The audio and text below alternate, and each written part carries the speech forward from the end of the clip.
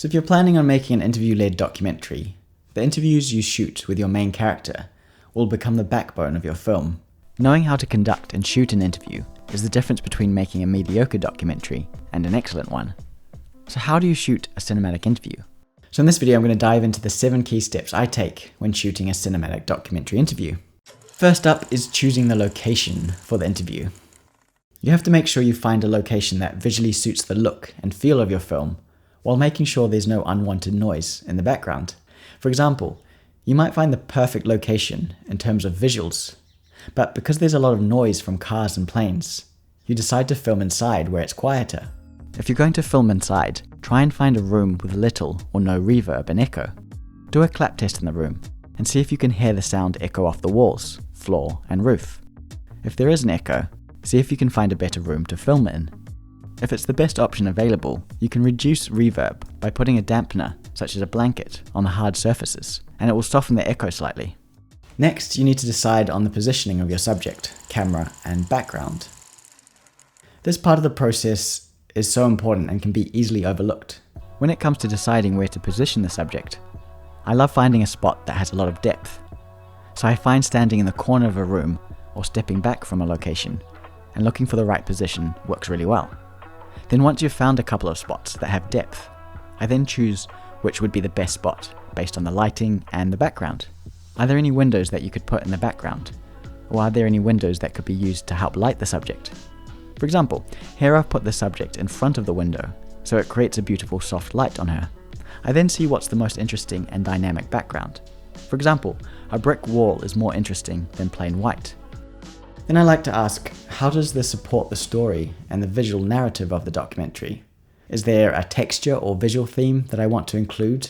For example, in the documentary 13th, they filmed most of the interviews against brick walls or bars, and for lots of the interviews, they didn't leave any lead space in front of the subject. This was a stylistic way of evoking the look and feel of a prison to reflect the themes of the film, which is about mass incarceration in the US. Once you've decided on your background, then you need to decide whether you're going to just use one camera or two.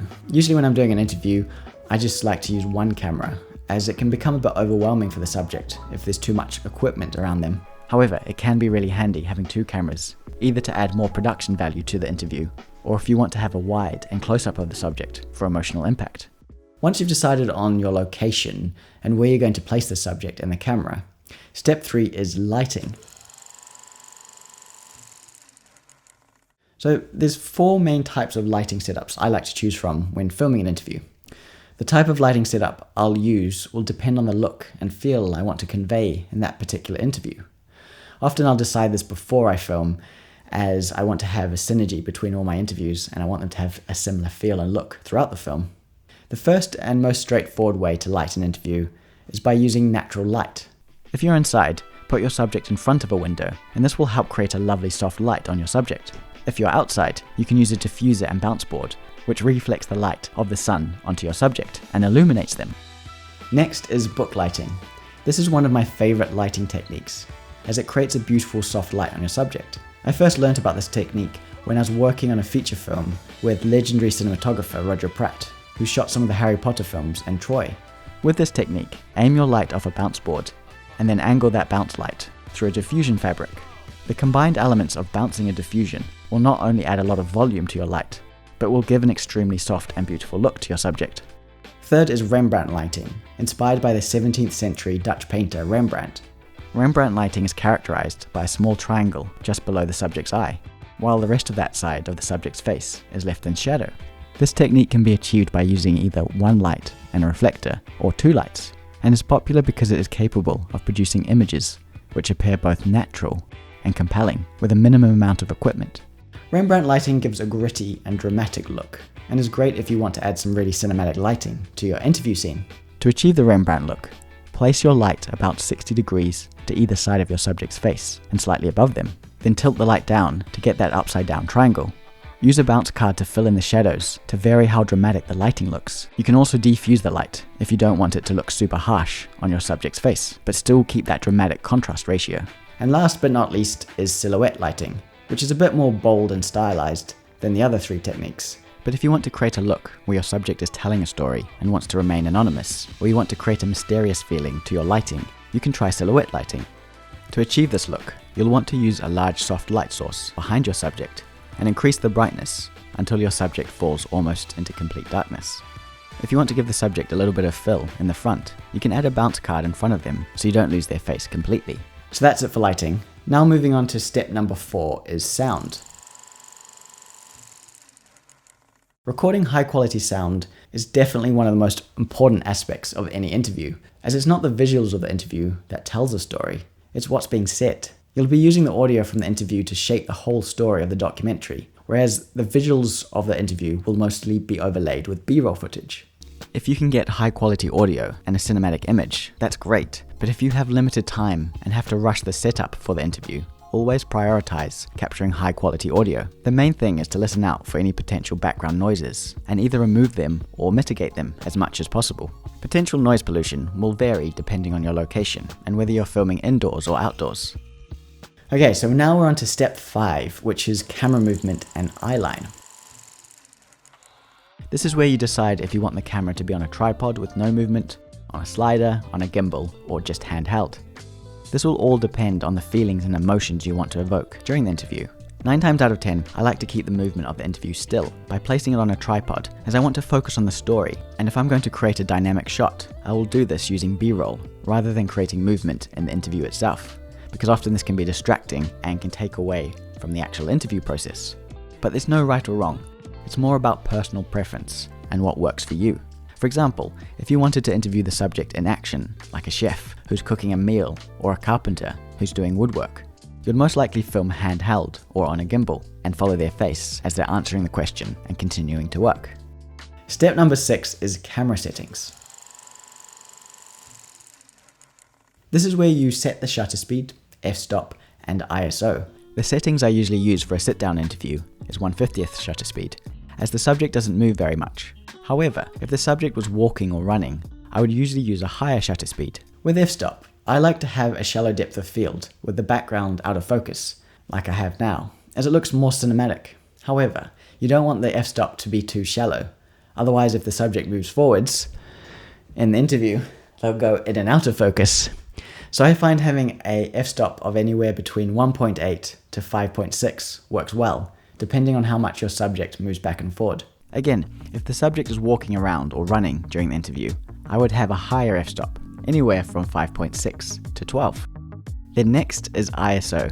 If you've had time to light your interview, then you shouldn't need to change your ISO too much, and I'd usually leave it at around 100. Unless it's really dark, then I would have it anywhere from 100 to 800. If you're only using natural light, then you might need a higher ISO, and I would just adjust it accordingly so the image is correctly exposed. Just remember, if you go too high with your ISO, your image will become grainy.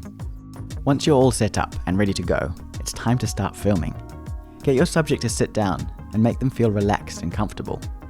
Once they're in a good space and happy with what's going on, just ask them a couple of questions that don't relate to the interview. Then just before you're about to ask the first question relating to the film, press record on your camera and subtly move from your previous informal question into the first interview question. The more you can make it feel like a conversation rather than an interview, the better your answers will be, and the less nervous your subject will come across on camera. For me, what's crucial is that transition from asking everyday questions to the first interview question. You want that to be as seamless as possible. What I've seen a lot of beginner filmmakers do is just say, okay, great, we're filming now, are you ready to go? Let's ask the first question.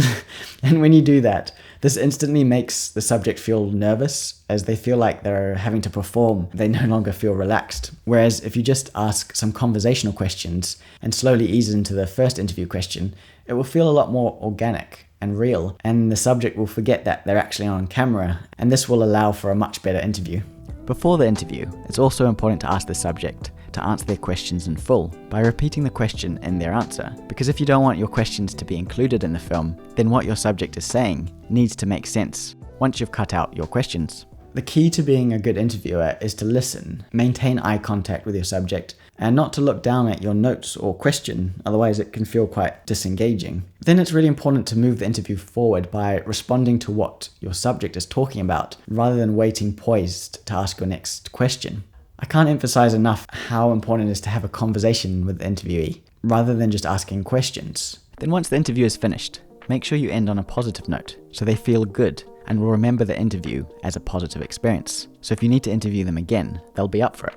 Also, respect their time, and if they say they've only got half an hour to be interviewed, or however long they've said, then make sure you stick to that. It's important to remember that every interview subject will be different, and each subject will have their own worries and concerns. But the key is to adapt your interview style and techniques depending on your subject. If your subject is really nervous, as I often am when I'm interviewed, you'll need to give them more time to get into the flow of the interview, whereas someone who's really confident on camera will be happy to launch straight away into the meat of the interview. But for me, this is what makes interviews so interesting, and often my favorite interviews are actually the ones I least expected to be good interviews. So it's important to be patient, enjoy the process, and remember to respect and be open to ideas and the needs of each subject. So I've put together a free 1-hour filmmaking training where I break down my 10 secrets to creating cinematic documentaries, like you saw in this video. These 10 secrets include things like frame rates, lens choices, camera angles, and how to get the most out of your gear that you're using right now, even if that gear is a smartphone or a friend's DSLR camera. I've included a link in the description below, so make sure to check that out. Also, let me know in the comments what you'd like to see next. Good luck with your film projects, and I look forward to seeing you in the next video. Catch you later.